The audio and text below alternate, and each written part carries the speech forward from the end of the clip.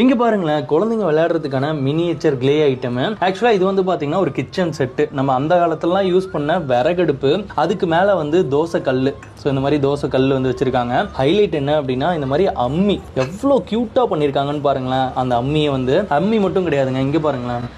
இது வந்து பாத்தீங்கன்னா ஆட்டாங்கல், செம்ம கியூட்டா இருக்குல்ல.